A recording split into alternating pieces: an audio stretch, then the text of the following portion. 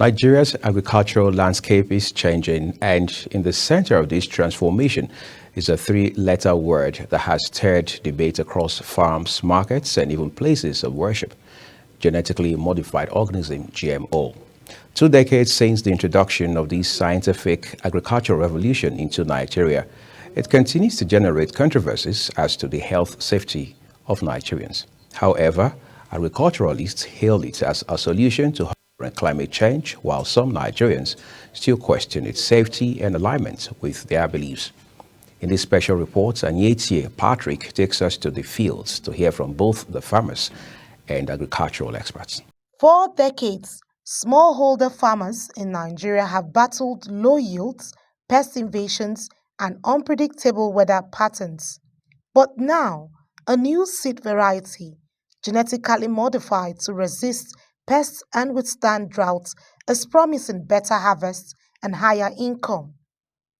That sentiment is echoed across farmlands in Kaduna, Benue, and Kano, where farmers say GMOs have not only boosted productivity, but also reduced their operational costs.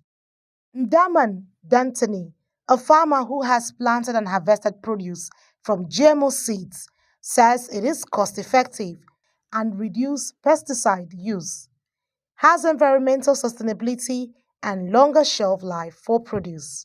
If you are using GMO, that is a genetically modified organism seed, there is reduction in cost of production.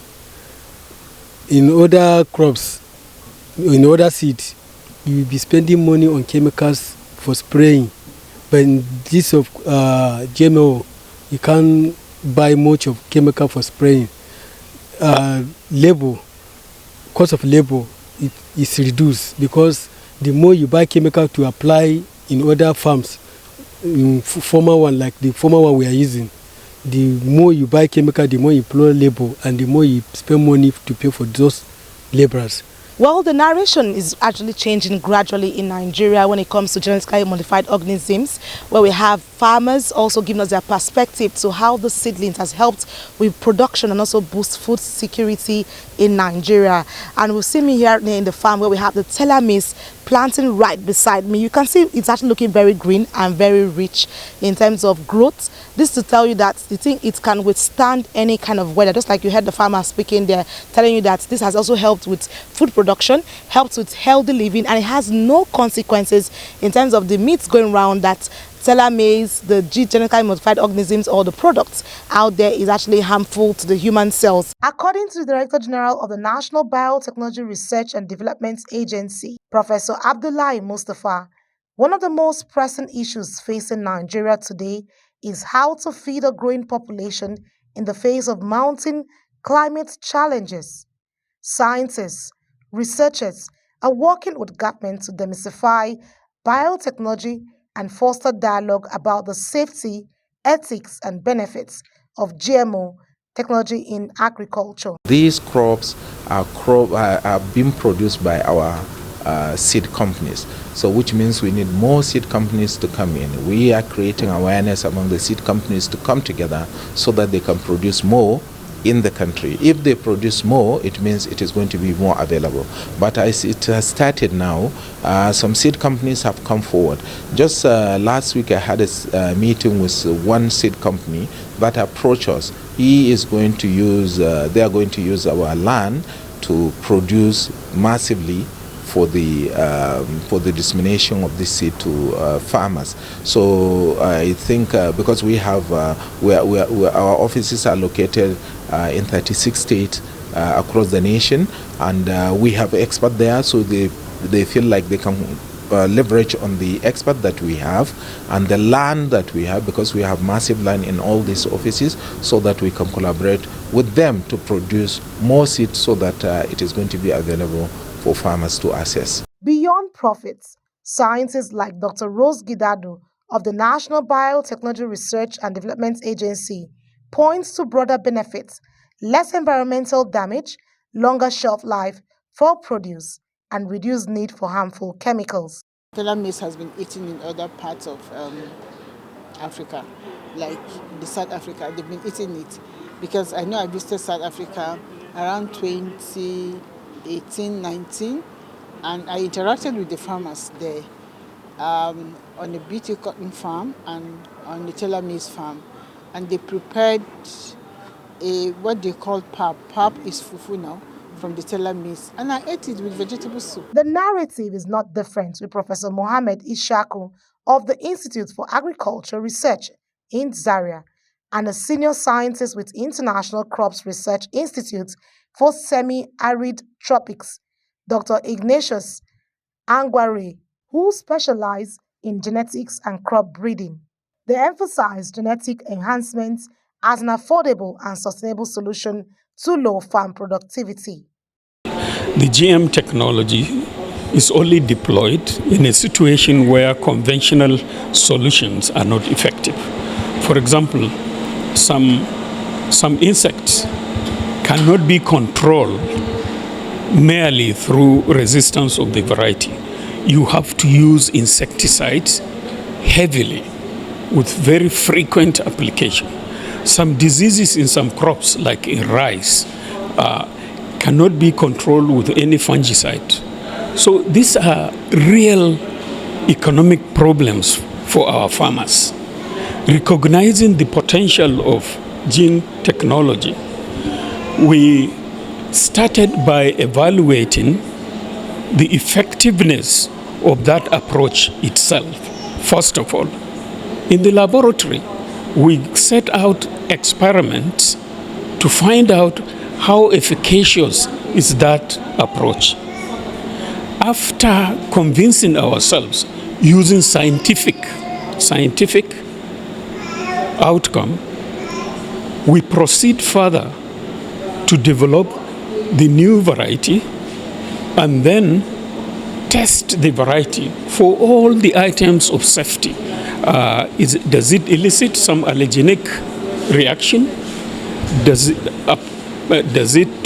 for example, does it cause does it have any toxin in it? Does it cook, if it is for cooking, as fast as its ordinary conventional counterpart? And we do a neck-to-neck comparison with the conventional non-GM material. That is what we present to government agencies and show them that there is no difference between the conventional material and the GM material except for this additional economic advantage of, if it is insect resistant, we show that it is resistant. It doesn't need any insecticides to spray now. Now, the attendant benefit will be that our farmers are going to save. They will not incur expenditure. What we are doing in genetically modified organisms, some weak areas that are susceptible to disease have been removed and replaced with one that can fight back those diseases. And it's not that it's going to affect the human health when we consume. So if you are giving weapon to fight back your enemy, have they changed you? They have empowered you. And that's what we are doing to the plants, to fight back their enemy, which is depriving us of their yield potential that we'll be able to feed our teeming population. Despite fears of health concerns like cancer and liver problem linked to GMO foods, the acting Deputy Director, National Biosafety Management Agency, and the pioneer DG of the Biosafety Agency allay such fears. One thing I want to assure Nigerians that any product, any crop or product that NBMA says is safe. Because we just don't sit down in the comfort of our office and say those the crop or seeds or the processed food that is coming into the country is safe. There is what we call the risk assessment. We do a risk assessment. First and foremost, if you want to import anything that has to do with genetically modified organisms, you apply to NBMA. You submit a dossier, and that dossier is reviewed internally and is also published in 2 national newspaper and 1 local newspaper for public input. From there is what we call the National Biosafety Committee. A committee is constituted. It's an ad hoc committee based on the crop or seed that we have on ground. And this committee constitutes of experts from research institutes, from universities and all walks of life. They come and have the minimum, the committee review the application is 2 days. They review that application, they look at the safety aspect of it, the allergenicity, the toxicity, and the history of safe use. Information. You see, the Nigerian public is still very much interested in sensational reports. And when you talk about some of these things, they don't seem to know what actually is being said, because it's a science-based regulation. Apart from even the technology itself is scientifically based. The idea why people have not really understood the technology, but I can still tell you, I will not say the people have not understood it. Over the years, when we started this process in 2015, 2016, there were a lot of outcry that GMOs should not be introduced. People were saying, but I was then the DG of the National Biosafety Management Agency, we really went ahead to enlighten the public, to assure the public that all GMOs are approved in Nigeria, they are safe as their conventional counterparts. And so what we need to do really is to continue to enlighten the public, particularly the media, that is always publishing information to the members of the public. In my statement, I said, for wrong publication of information can lead anybody to jail. So you just need to find the right source of information. Even if you hear that somebody died through GMO, you must go to the regulatory body, National Biosafety Management Agency, to really confirm. Is it true that this technology is not safe? And they should go to tell you whether it's safe or not safe. And I think too that there's need for more information to be made available to the members of the public. While some Nigerians say GMO produce is dangerous, this farmer begs to differ, saying he has eaten it as well as his family, and they are fine. In terms of consumption, it is palatable, it's consumable, it has no harm. I have eaten it for several years. I'm still like before. National President, All Farmers Association of Nigeria, architect Kabir Ibrahim, says the planting of GMO seeds is a matter of choice to farmers. Yes, farmers are embracing it because of what they can get. They will not be doing subsistence farming if they deploy that. But there are some farmers who are not interested in that, who are jaundiced in using that, and we have got nothing against them. It's a free choice. Nobody is forcing anybody to take anything.